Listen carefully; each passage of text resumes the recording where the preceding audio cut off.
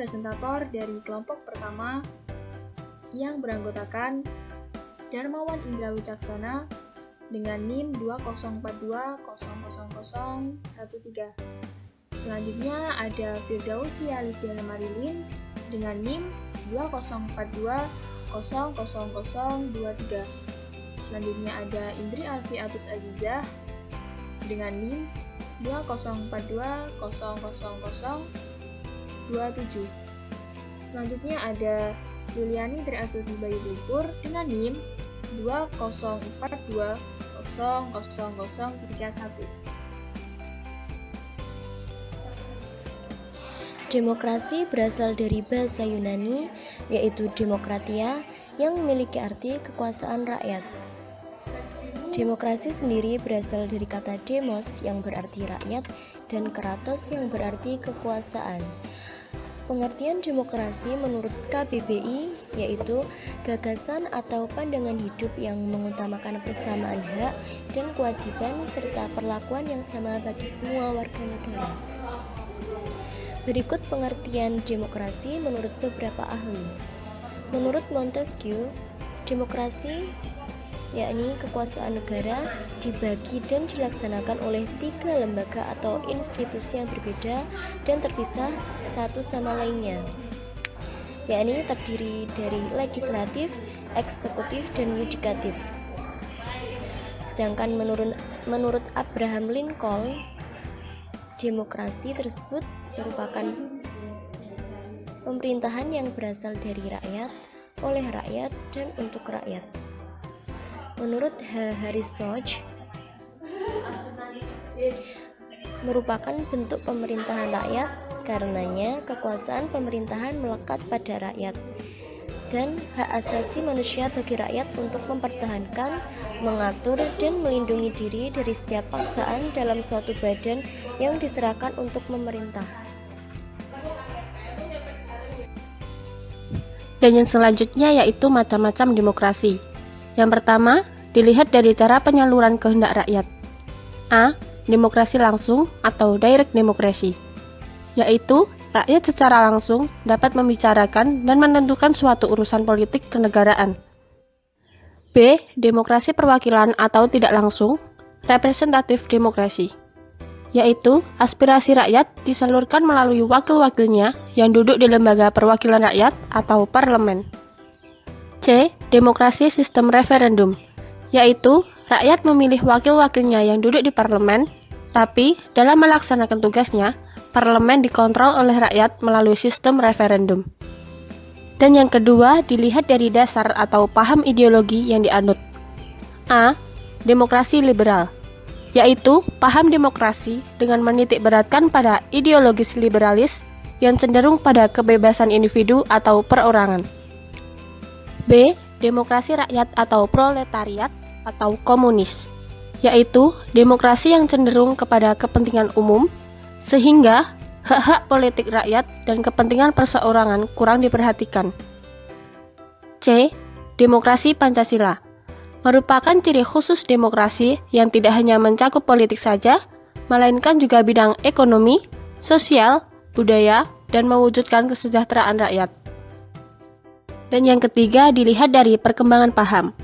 A. Demokrasi klasik, yaitu demokrasi yang menitik beratkan pada pengertian politik kekuasaan atau politik pemerintahan negara. B. Demokrasi modern, yaitu paham demokrasi yang tidak hanya mencakup bidang politik saja, melainkan juga ekonomi, sosial, budaya, dan mewujudkan kesejahteraan masyarakat.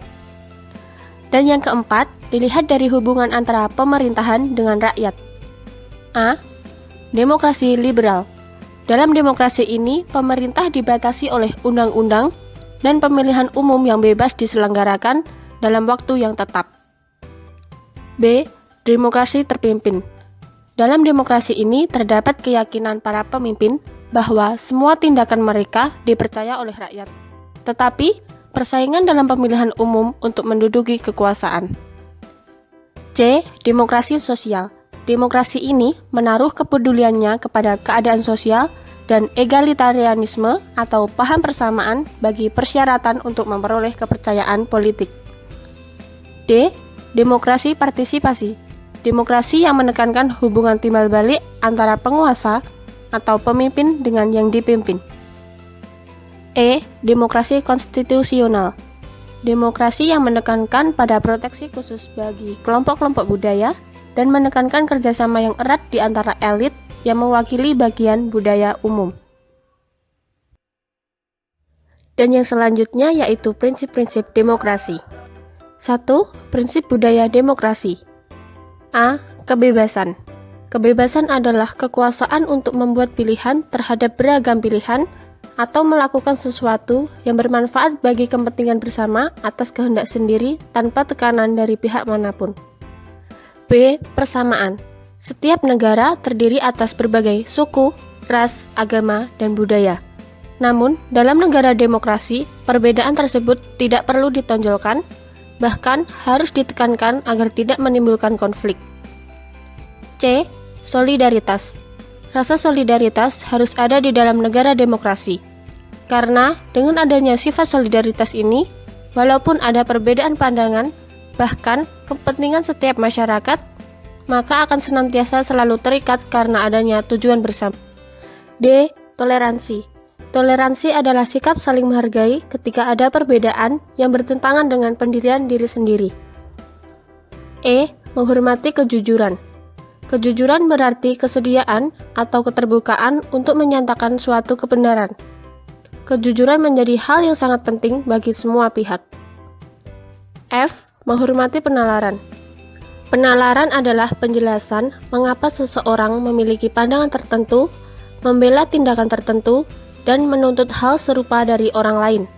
Penalaran ini sangat diperlukan bagi terbangunnya solidaritas antar warga masyarakat demokratis. G. Keadaban. Keadaban adalah ketinggian tingkat kecerdasan lahir batin atau kebaikan budi pekerti. Seseorang yang berperilaku beradab berarti memberikan penghormatan terhadap pihak lain yang dapat tercermin melalui tindakan, bahasa tubuh, dan cara bicara. Dan yang kedua, prinsip-prinsip demokrasi yang bersifat universal. A. Keterlibatan warga negara dalam pembuatan keputusan politik. B. Tingkat persamaan atau kesetaraan tertentu antar warga negara. C. Tingkat kebebasan atau kemerdekaan tertentu yang diakui dan dipakai oleh warga negara. D. Penghormatan terhadap supremasi hukum. Dan yang terakhir, adapun prinsip demokrasi yang didasarkan pada konsep di atas atau rule of law. Antara lain, 1. Tidak adanya kekuasaan yang sewenang-wenang. 2. Kedudukan yang sama dalam hukum. 3. Terjaminnya hak asasi manusia oleh undang-undang. Selanjutnya, ada ciri-ciri demokrasi. Nah, ciri yang menggambarkan suatu pemerintahan didasarkan oleh sistem demokrasi seperti yang pertama, ada pemerintahan didasarkan kehendak dan kepentingan semua rakyat. Dan yang kedua, ada ciri konstitusional, yaitu hal yang berhubungan dengan kepentingan, kehendak, atau kemauan atau kekuasaan rakyat yang dituliskan dalam konstitusi dan undang-undang negara tersebut. Yang ketiga ada ciri perwakilan, yakni dalam mengatur negaranya, kedaulatan rakyat akan diwakilkan oleh beberapa orang yang sudah dipilih oleh rakyat itu sendiri. Yang keempat, ada ciri pemilihan umum, yakni sebuah kegiatan politik yang dilaksanakan untuk memilih pihak dalam pemerintahan. Yang kelima ada ciri kepartaian, yakni partai akan menjadi media atau sarana untuk menjadi bagian dalam melaksanakan sistem demokrasi. Selanjutnya ada ciri kekuasaan, ialah adanya pembagian dan pemisahan dalam kekuasaan. Yang ketujuh, ada ciri tanggung jawab, adalah adanya tanggung jawab dari pihak yang sudah dipilih untuk ikut dalam pelaksanaan suatu sistem demokrasi. Selanjutnya ada contoh demokrasi. Yang pertama ada demokrasi langsung. Contohnya adalah ikut mencoblos saat pemilu atau pilkada dan memilih secara langsung ketua kelas. Yang kedua, contoh dari demokrasi perwakilan adalah pembuatan undang-undang yang diwakili oleh anggota DPR. Dan contoh dari demokrasi formal adalah adanya keberadaan lembaga-lembaga perwakilan rakyat. Yang terakhir ada demokrasi campuran. Contohnya adalah rakyat memilih wakil di DPRD, kemudian wakil itu dikontrol oleh rakyat dengan sistem referendum. Baik, cukup sekian presentasi dari kelompok pertama. Kami ucapkan terima kasih. Akhir kata, wallahul muwaffiq bil aqwamit thoriq. Wassalamualaikum warahmatullahi wabarakatuh.